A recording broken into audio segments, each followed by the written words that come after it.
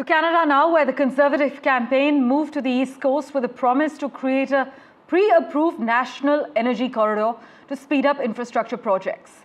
But to get in a thorough update on what's happening in battleground Canada, Maha Siddiqui joins us live from Vancouver at the moment. Maha, take us through what we need to know.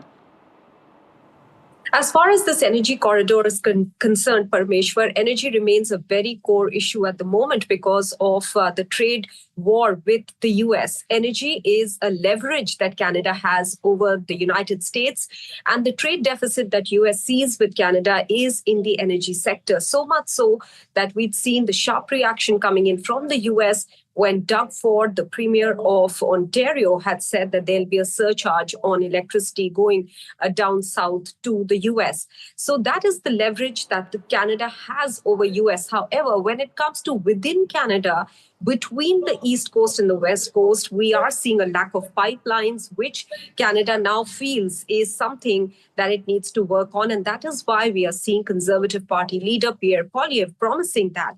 But there could be concerns here, considering that it appears that the Conservative Party might be indicating that there could be a weakening, say, of impact assessment, something that might not go down well with a large section of Canadians who are very particular about the extractive policies in the country with regards to resources, and they want it done in a sustainable manner. So that could clearly come as a hurdle in the plans that Pierre Poilievre is pointing out too.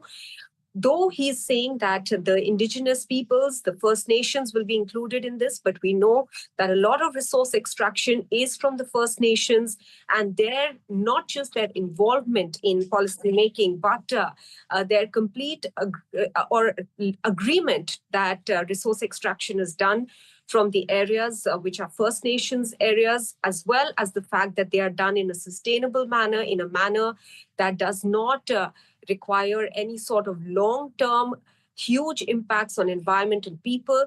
These are some of the other aspects that the Conservative Party will have to touch upon.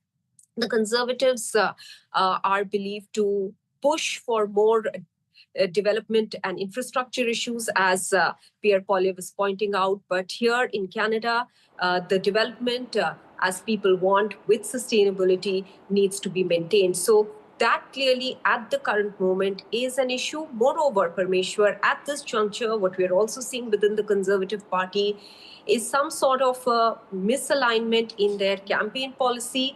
A lot of their own people now, as some of the channels, especially CBC, is quoting sources as saying, are uncomfortable with the manner in which the campaign is being conducted, especially with regards to a large focus on domestic policies.